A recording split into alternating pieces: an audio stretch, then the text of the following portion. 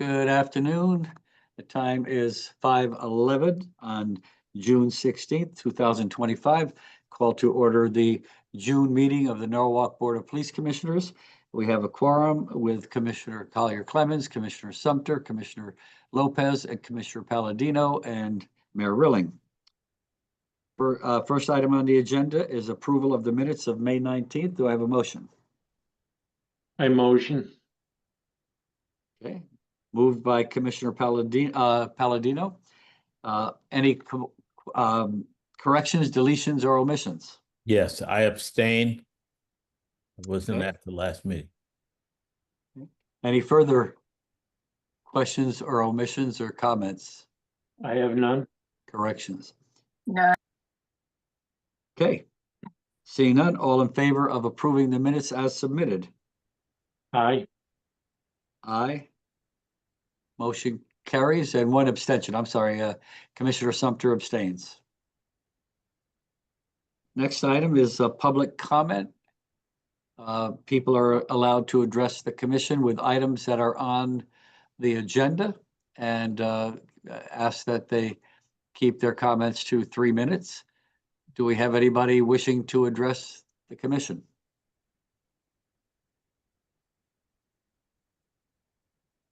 If anybody would like to address the commission, could you please raise your hand electronically?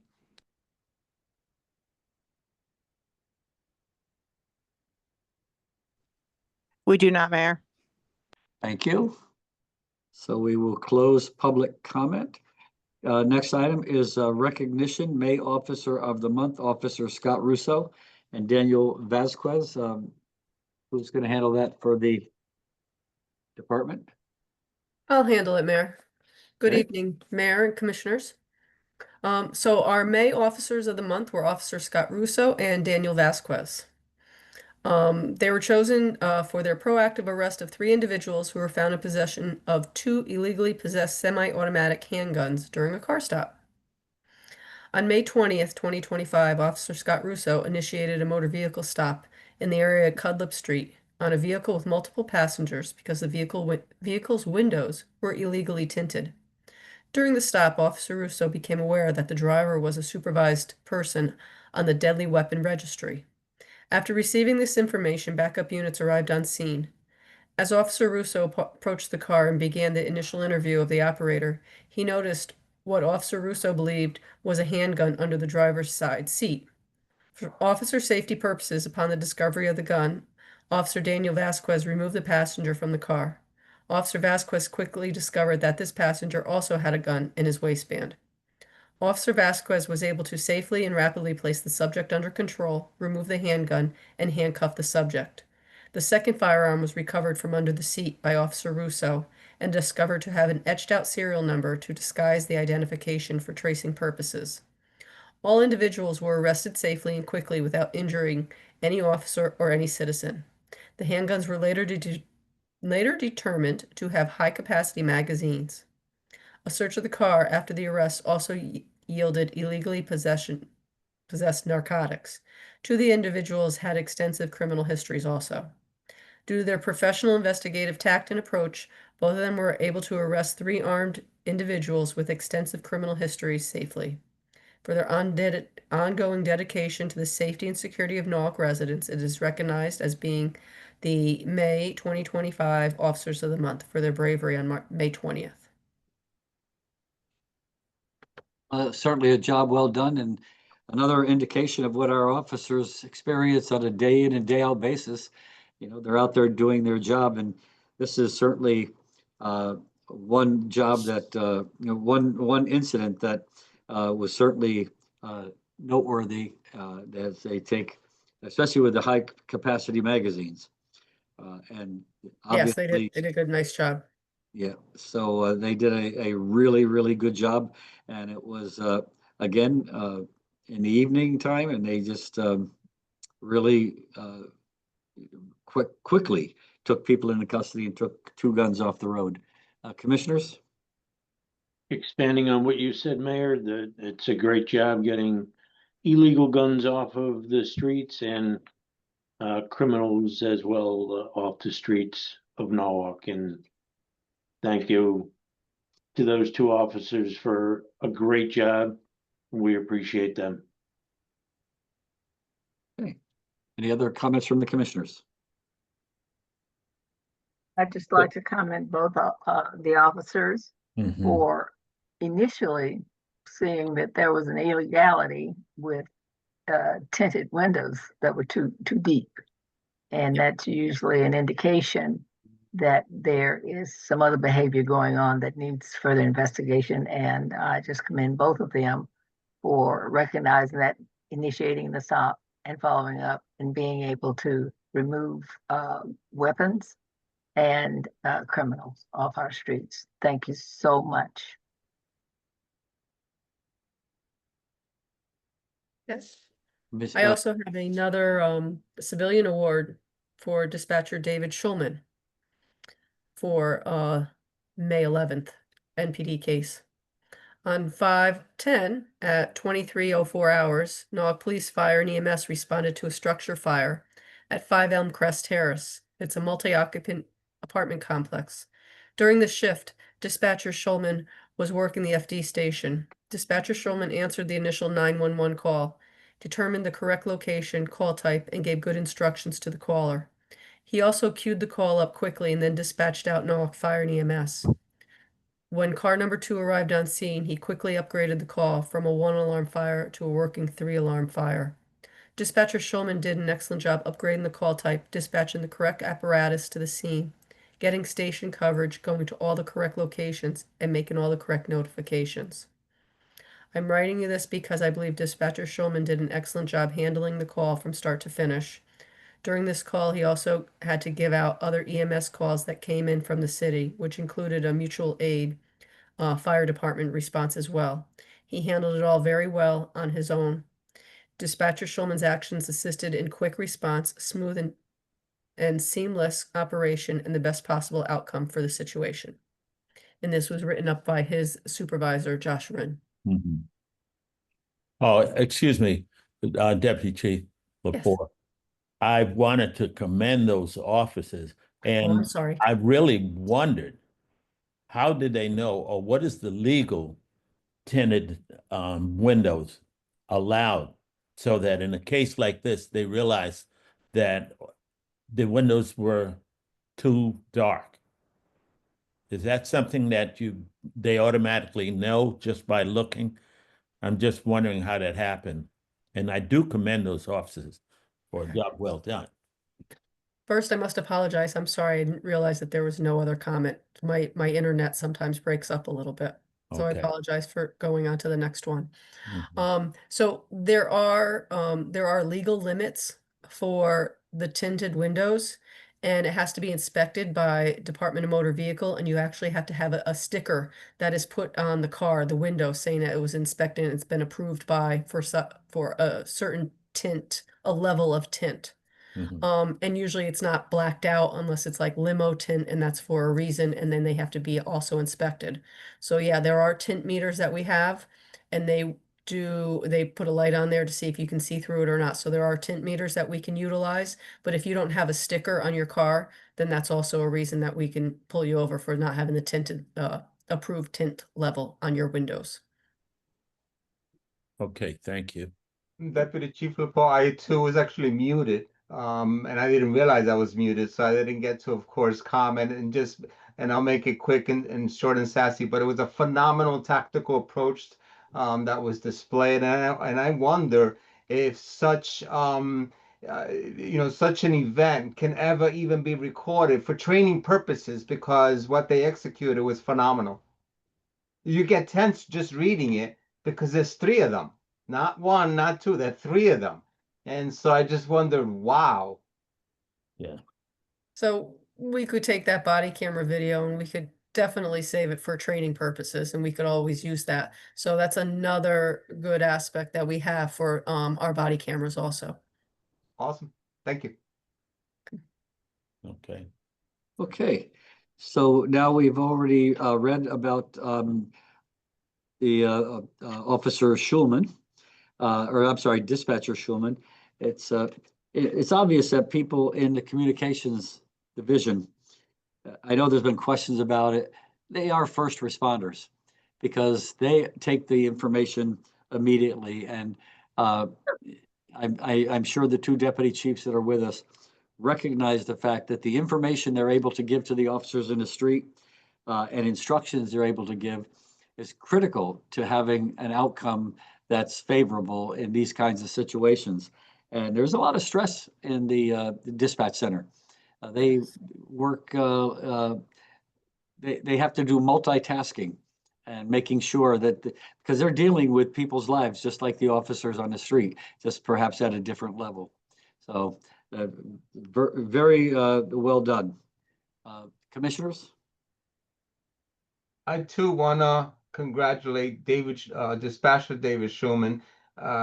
He obviously displayed a phenomenal, I think, quick, very, very quick and responsive, as it suggests here, able to do things very quickly, which, like the mayor indicated, when you need that, it definitely needs to be commended. I feel the same way with regard to the amount of time that it took the dispatcher, or the limited amount of time, and also the kind of really good work that was done in terms of being able to do all that happen and get everyone out in a safe manner. Job well done. Well, I'd just like to say that I think the dispatchers are job and what they do is gravely underestimated, and I don't think we can praise them enough for what they do in a time of crucial time where time really matters. You know, seconds means lives saved, and the fact that he was able to discipline his mind and his responses and assess the situation in such a short period of time. I realized that there needed to be upgraded equipment there in order for those lives to be saved. It's just miraculous. And congratulations to you. Yeah, great job. And when your life is upside down and you make that call and the person on the other end of that phone is all you have, and you're hoping they're calm, and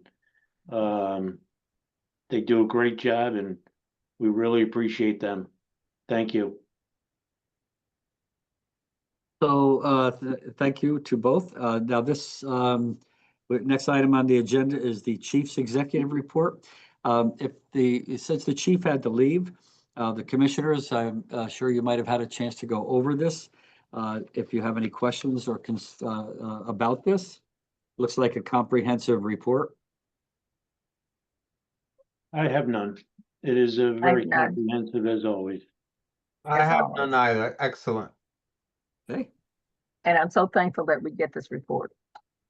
Thank absolutely. you, Chief, in absentia. So operations selective enforcement report is the next item on the agenda. Yes, sir. Okay. Deputy Chief Lepore, are you going to handle this? I am. Yeah. Okay. And I was gonna present the Chief Walsh's, but you guys are happy with that. Okay, so yes, Deputy Chief Blake is in training up in Massachusetts. So I will handle the operations division. For the Detective Bureau for May, they had 19 cases open for May. They had a suspect arrested by warrant, was charged with sexual assault second. The suspect extradited from Westchester County Correctional, charged with robbery first, conspiracy, and larceny third. Then they had one of their other major cases was a suspect arrested for 2 counts of failure to register as a sex offender. So they had a busy month. The year to date, you see on their May calls for service. They had 3 commercial burglaries, 3 residential, 2 burglaries to motor vehicles, 1 robbery, 9 larcenies, no assaults, no shooting with a victim, no shootings without a victim. They had 6 death investigations, 5 IVOAs, which are other investigations. They had no ODs, and then they had 9 other and no homicides, 2 sexual assaults. The Special Services Division for May, they had 32 cases, 10 felony arrests, 1 misdemeanor, 10 arrest warrants, and 8 search warrants. They extradited from New York a suspect for failure to appear first, engaging in pursuit and evading.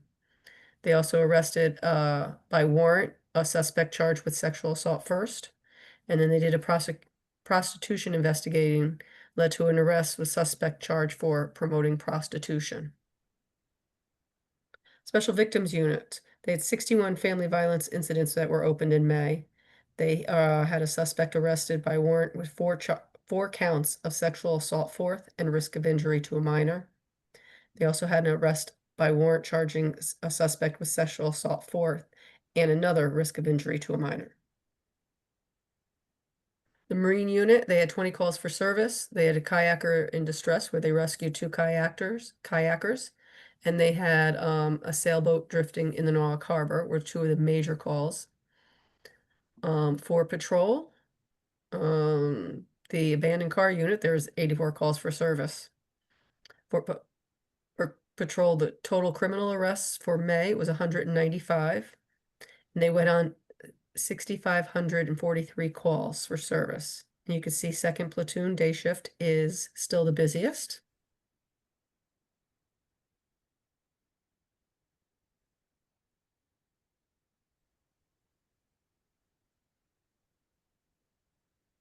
Were sexual assaults up in Norwalk, or was I just blind to it before this?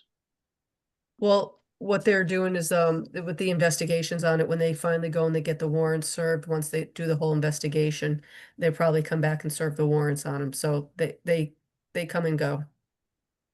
Okay, thank you. I'm sorry. Were you guys able to hear me? For some reason I went on to mute again. I heard you. I heard you. Okay. All right. And then Commissioner Collier Clemens, you had asked last month for a year to date for calls for service. So I Yeah. was able to do that. That's the additional page that's in the back. So for calls for service from till May 31st, from January 1st, we had day shift still has the most calls for service at 14,545. Evenings came in second with 9,131, and then midnights with another 8,473 calls for service. So I was able to run those numbers and I added those as the last page to Deputy Chief's Blake's report. Thank you so much. You're welcome. For the operations for selective enforcement, we had a total of 813 citations that were given out for the month of May. Brings our totals of the year to 5,939. And then you could see the breakdown of what the citations were issued for. And then below that, you'll see the comparison from 2024 to 2025.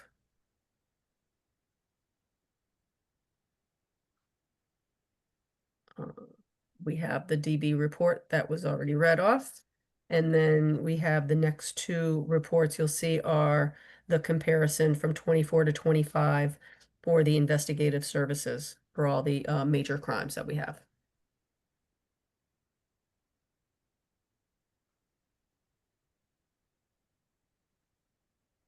Any questions from the commission? I have none. I have no questions. Thank you. Thank for a you so great much report. I have no. getting that information for me, Deputy Chief. Yep, no problem. That leads us to community affairs. Morning, Mr. Mayor, Chief Dithouse. Commissioners. Thank you, Mr. Mayor. Hope everyone's having a good evening. We start off with the Community Affairs report for the month of May. Total calls for service handled by the Community Police Division were 901. They attended 14 major events. We have them listed here. There was a birthday drive for a Norwalk Public School student. It's something that we did often during COVID, but every now and then they still do it by special request for usually a young student. The police officers from community service will quickly drive by the house and be on the outside. the parents will bring the child out, and it's kind of like a small touch-a-truck event for that particular child. And that's always brings a lot of joy to the child. They provided security for a very peaceful demonstration on the Norwalk Green. It was a demonstration to preserve democracy. There was the Norwalk Walk for Mental Health on the town green on May 3rd. There on May 12th, they went to the Stamford Police Department to assist with the Stamford Police Memorial. We frequently provide cooperative services from one police department to another, and they frequently come to our police department as well. There was the Glover Avenue bike trail event with the governor and elected officials for just a security presence. There was the Norwalk Police Memorial. There was a first book event type touch-a-truck for the Brian McMahon High School. The Shane McGrath Memorial Ceremony at the beach was attended. We had a coffee with a cop at Blue Cactus on May 19th. The unit attended the Meriden Police Memorial at the Police Academy in Meriden on May 22nd. There was the summer safety tabletop exercise at the fire department with the city's emergency operations. There was the Rowayton Memorial Day Parade, the Norwalk Memorial Day Parade, and they held a fraud prevention training at the Sono Collection Mall, led by the Secret Service, and they trained with counterfeit money and how to recognize counterfeit cash. The traffic unit, they had 402 stops for the month of May. There were 40 parking violations issued by the traffic unit. They did 5 child safety car seat installations. They ticketed 6 abandoned vehicles, and they made a total of 5 DUI arrests. For major selective enforcements for the month of May, there were 73 different locations that the traffic unit provided traffic enforcement on, and you can see them. We have them listed here day by day. And as every month, we have the breakdown. The red ones are where the officers were assigned based on traffic accident statistics. And the green ones where we received resident requests for enforcement. The behavioral health unit opened 57 calls for service. They addressed 57. They closed 29 of them. Of those, 24 were hospitalized. They referred 29 to services, and they worked with 16 families to resolve some of those. The training division taught a total of 9 subject areas in the month, and there was a total of 31 attendees. Our Norwalk Animal Control Division handled 59 calls for service. Of those, 5 were animal bite incidents. They took enforcement action on 11, and 1 dog was adopted. And then in the back here, you will see the printout of class subjects that was held with every officer in attendance. Any questions from the commissioners? I do. Thank you, Deputy Chief Dinho, for the report.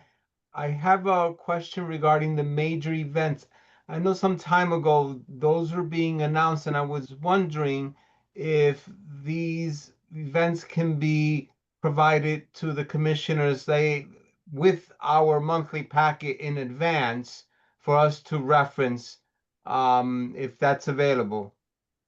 We can usually what we do is on a weekly basis. We put out an email of upcoming events for that week. Reason being is on a monthly basis, sometimes the events are not approved or disapproved that far out in advance.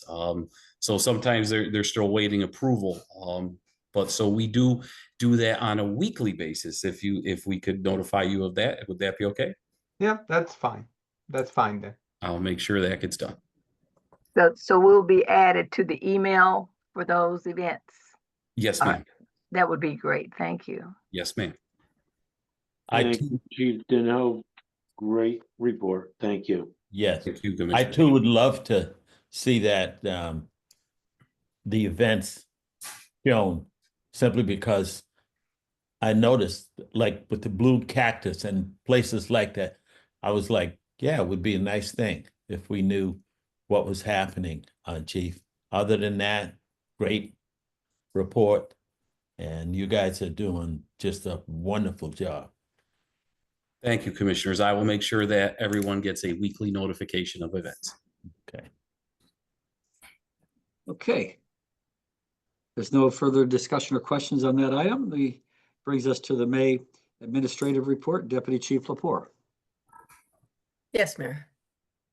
For administrative report, for our grants and our inspections, we had grant hires for the DUIs for eight grant hires for the DUIs for the month of May for a total of 64 hours worked. Officers made 52 car stops, issued 46 infractions, and made 4 DUI arrests. Those DUI hires were from our DUI grant that we get to use throughout the year. Click it or ticket grant was also completed. Officers made 51 car stops and issued 52 infractions. The click it or ticket grant is smaller. That's only probably about 30 hours of work. The JAG grant was utilized for 28 hours of additional patrol units during Memorial Day weekend. And the Project Safe Neighborhoods grant was awarded for approximately $21,000. That'll be utilized in conjunction with our school safety initiative that we have going on for cameras for the schools. We are currently applying for a community-oriented policing services micro grant for officer training opportunity. That would be training within the community also. And they're still monitoring new funding and new grants that come out for state and federal levels. There's no new staff inspections conducted in the month of May, but there was a follow-up that was conducted to the annual property division and minor issues that were corrected in the follow-up. For the crime scene unit, we had 75 persons that were fingerprinted, 27 were for pistol permits. They handled 22 case requests for photos and DVDs. 8 cases were processed for evidence. We had 124 patrol cases processed for photo downloads. The property division delivered 9 cases to the state forensic lab for processing, and 19 were returned back to NPD. We still have 14 vehicles stored for court cases. We have 4 backgrounds that were conducted for massage therapists for the Hand and Stone Company. We had 1 solicitor permit for Trinity Solar, and then we had no pawn or precious metal permits, and the crime scene van was not deployed during the month of May. Professional standards and accreditation, they assisted Corporation Counsel with 1 ongoing civil case, and some directive changes are being updated and new ones are being composed, and they're going to be going out probably next week and during June. Dashboard and body camera systems, there was no replacements or returns in May. We had 43 requests for videos from lawyers or court. 12 cases were put into 15 discs and 9 USB drives. 22 electronic shares with Stanford Court and 2 internal requests. Performance audits were conducted. The activation rate was at 88%. That was an increase that was up by 1.2% from April. So that's really good. And any issues with the officers, communication with them takes place on a regular basis for any concerns. And for accreditation, as you know, we'll be doing our 4th year electronic review in September, and then our physical on-site in October. Thank you. Any further comments or questions from the commissioners? Thank you, Deputy Chief Lepore. Have a question with regards to the staff inspections. Yes. Just needed to better understand the first and second bullet. No new staff inspections conducted in month of May. If you could help me to understand that. And then the second sentence, the minor issues on the second bullet, the minor issues were all corrected. Can you give me an example of such a minor issue? Okay, so yes, so staff inspections, for our accreditation, for our CLIA accreditation, our national accreditation, we, the Professional Standards Division, does an inspection of all the different divisions in the department. And they are done on a rotating basis. And they're required to be done, some of them have to be done annually, some of them have to be done biannually, some of them have to be done every 3 years. So we actually have like a 5-year calendar going out of when each division has to be inspected. Like property gets inspected once annually, that's scheduled. We also do have to do a surprise inspection with them. The Detective Bureau gets once every 3 years. The Training Division goes like every 3 years. So everything is on a rotating basis. So there was We had- nothing scheduled for the month Right. of May, correct? Correct. Okay. And then we did the property room inspection was done in December. And any discrepancies, we had a lot of old property and stuff in there that had to be revamped and just revamped and cleaned up a little bit. And what the Lieutenant Orr did, he goes back and he does his follow-up to make sure any minor discrepancies or corrections are done. So in that second bullet, that meant that he went back into the property room and did his follow-up to make sure that any corrections that or recommendations that he had made during his inspection were cleaned up and corrected. Thank you.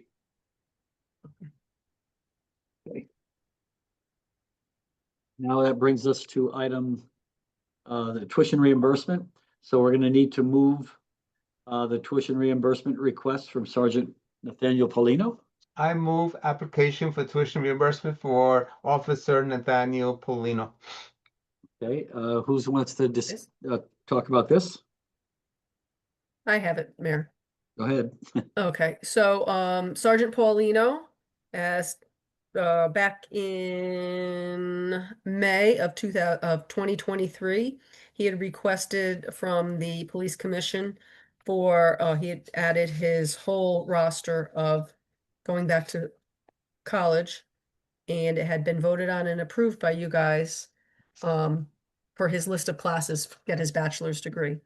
So as you can see, he's been working through it, and we have his paperwork for the 2 classes that he took this past semester for his bachelor's in cyber threat and intelligence and financial crimes. So all his paperwork is attached. He has identity theft and investigations, and then his internship, 3 hours, 3 credit hours. And if you go through, he got full credit for his internship on the campus. So it looks like he had,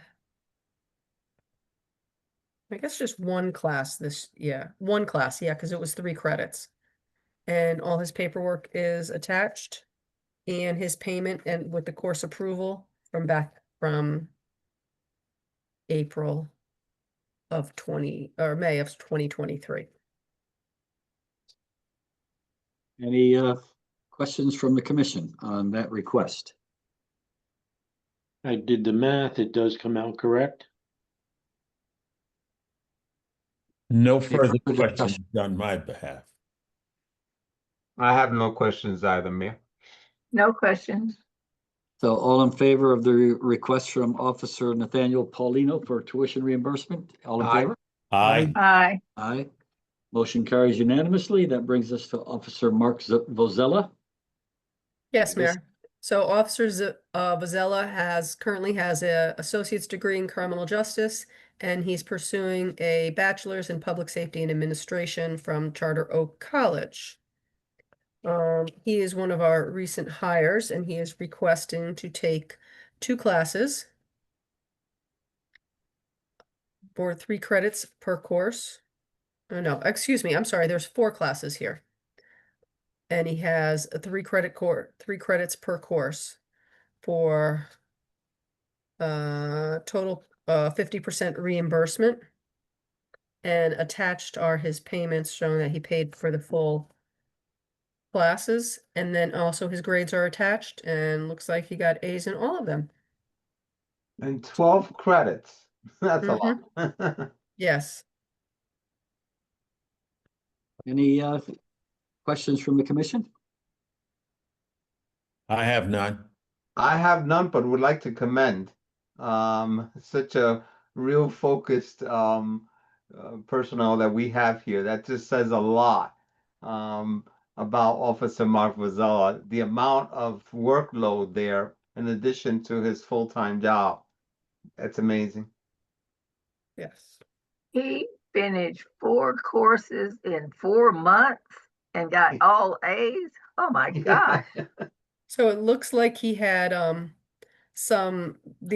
classes were like the winter intercession. It looks like he's got 2 semesters here. He's got from January till March, and then he had March I through see it. April, and then April through May. Scattered, but nevertheless, yes. That's still 4.5 months. Yeah, Con- Congratulations. yeah. And this job is not easy. Yes. So commendations for him. So all in favor? Aye. I, Aye. Motion carries unanimously. Now, Commissioners, on the next 4 items, wait, just one moment. yes, On this application for tuition reimbursement, I do not see the date of the commission meeting where approval for his course of study was given. Did I miss that? No, no, Yeah, it's some- done here. Yeah, that's there. I see it. I'm looking. Would Oh, no. Deputy Chief Lepore, will you make sure that the commission gets a copy of that so they can have it just for their own edification? yes. Yes, I'll put it on my list to get it. Probably just an oversight. Okay. Thank Yes, you. I believe he's been taking classes for a while, so I'll just have to look up and find out when it was approved. His by course the commissioners. approval was made. Yeah. Okay. And I'll get that. Okay, on the next items, there's 4 vacation carryover requests.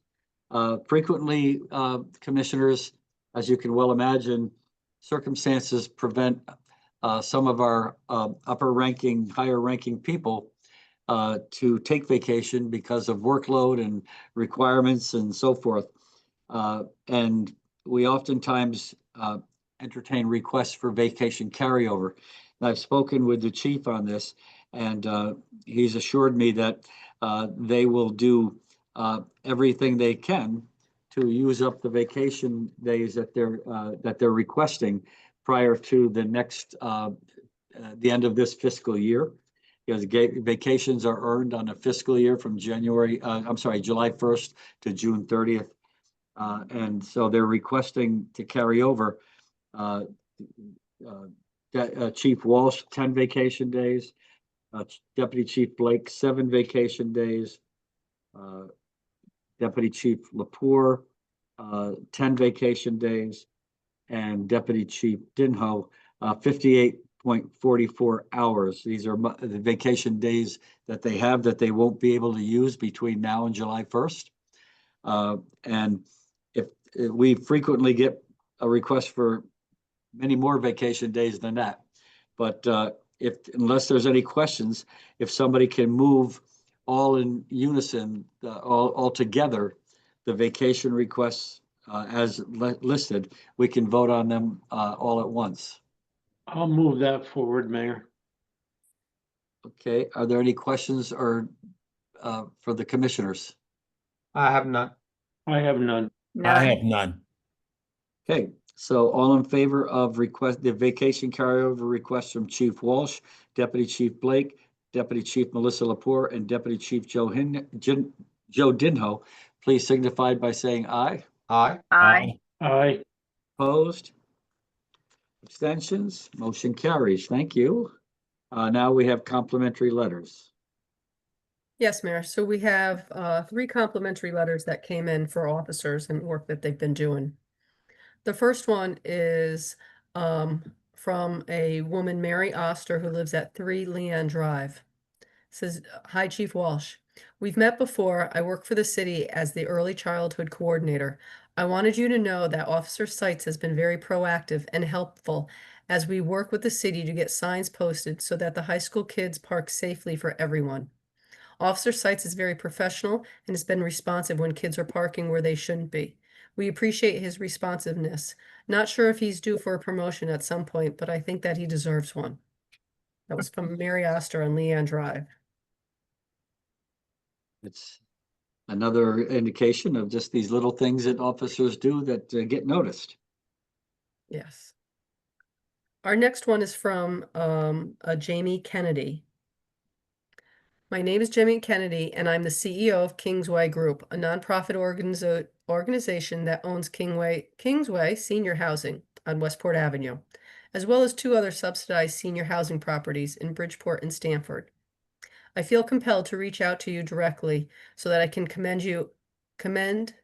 to you the professionalism, instincts, and sensitivity of Officer Richard Seitz. The impetus for this is a culmination of several recent matters Officer Seitz has assisted us with. In the past year, these interactions involve difficult and sensitive situations with resident mental health episodes, deceased residents, and his interactions with family members, and resident substance abuse. As I'm sure you are well aware, these types of matters are becoming more prominent in our communities, and our longtime positive partnership with the NPD has never been more important in addressing these challenges. In each one of these situations I reference above, Officer Seitz demonstrated a very unique ability to calmly diffuse the situations while also maintaining complete control over the situational environment.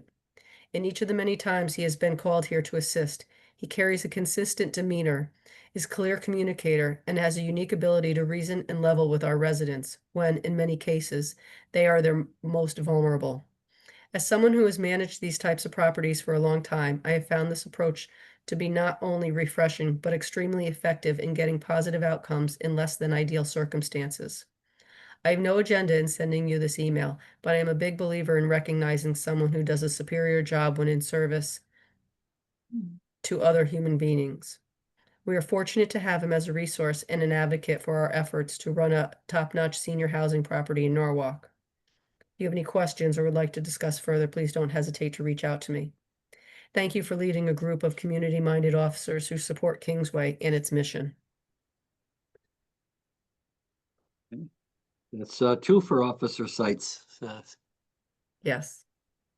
And again, another remarkable display of what officers do on a day-to-day basis. And, you know, a lot of times the officers don't feel that the public appreciates them, but I think all of us have been out on the street, and anybody that knows that we're part of the police commission probably approaches us on a frequent basis and talks about how professional the Norwalk Police Department is. I know I get it all the time. And I very rarely, if ever, get a complaint about a police officer. And if it's a complaint, it's usually something very minor. I don't know if the commissioners have any comment. I get it often and I preach it all the time because I see it, and we have a great police department. I concur. For someone to go to this extent of writing 4 paragraphs and then having someone else commend the same officer says a lot. I too believe that just to be able to take this much time to write a wonderful message like this, it shows that they're doing a great job, the officers are, but to see it in writing, I think it's a good thing just to be able to see it in writing. Well, we have one more letter. Mhm. This was from the Nelson residents who live on Rochelle Road. I wanted to send a note of gratitude to the traffic division for the recent enforcement on Rampart Road over the past week. We really appreciate the efforts to keep our neighborhood safe. Thanks to the whole department for all their efforts in keeping Norwalk safe too. Best regards, the Nelsons. Shows traffic enforcement is being appreciated. Mhm. Yeah. Another So, any commendable comments or questions from the commission before we adjourn? Thank you for great reporting from all the chiefs. So I can take a motion to adjourn. I move to adjourn. All in favor? Aye. Aye. I just watched the clock change from 5:55 to 5:56. So we are adjourned at 5:56. Have a great week, everyone. Good Okay, night, Next everybody. meeting is thank See you you. next month. 21st. Thank you. Yes.